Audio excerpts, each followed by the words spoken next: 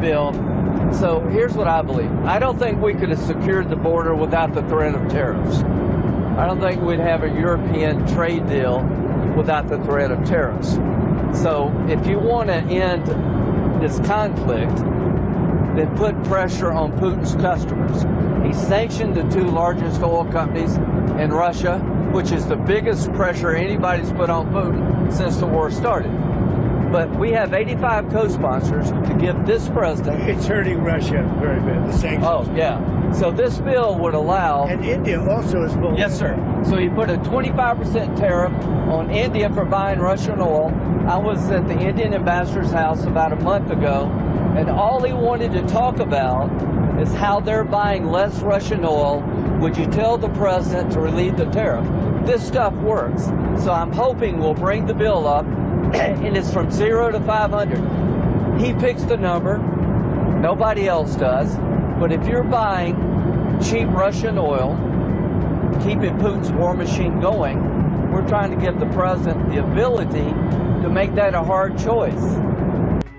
When US Senator Lindsey Graham said India has earned the tariff cut to 18%, it was not applause. It was pressure, wrapped in politeness. This was praise with a sting, a compliment, but not a clean one.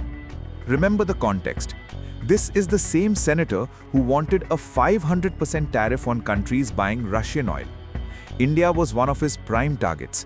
He accused New Delhi of funding Russia's war.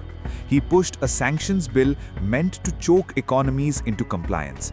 His tone then was not cooperative, it was coercive. So the tariff bill, so here's what I believe. I don't think we could have secured the border without the threat of tariffs.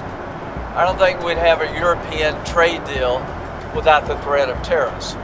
So if you want to end this conflict, then put pressure on Putin's customers.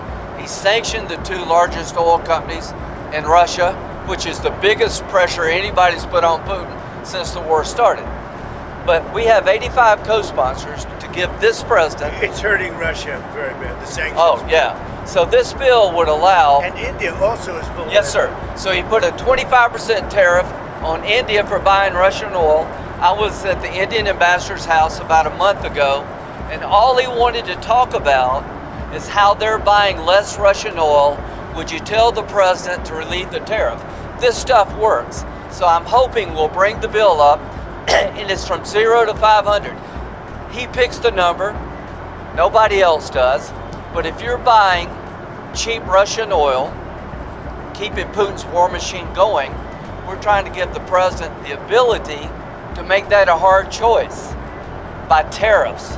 I really do believe that what he did with India is the chief reason India is now buying substantially less Russian oil.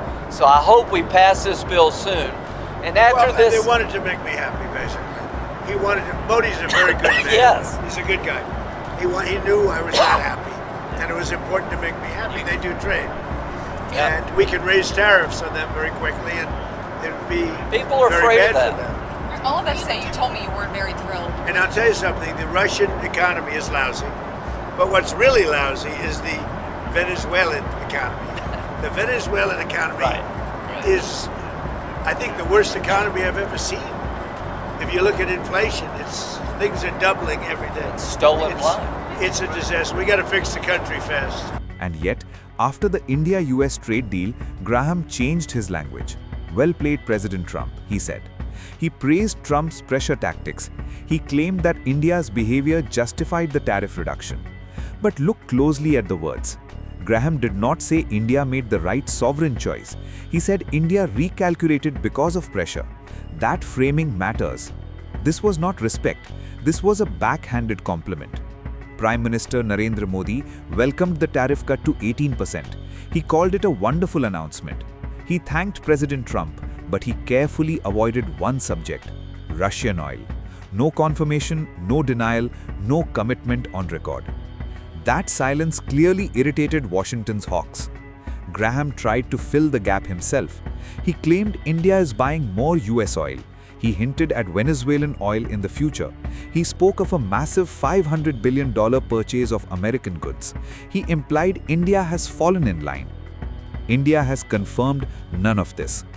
That is where the discomfort shows. If India had truly conceded, there would be clarity, there would be joint statements, there would be official language. Instead, there is speculation, interpretation, and political spin from US lawmakers. Even within the American system, the story is not unified. Treasury Secretary Scott Bessent admitted Europe still buys Russian oil.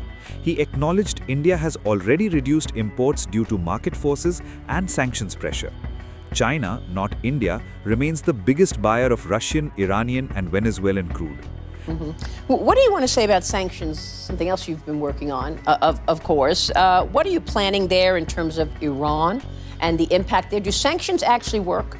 And the same question with regard to 500% secondary sanctions or tariffs on countries who purchase energy products from Russia. Okay, so two things there. There are Treasury sanctions.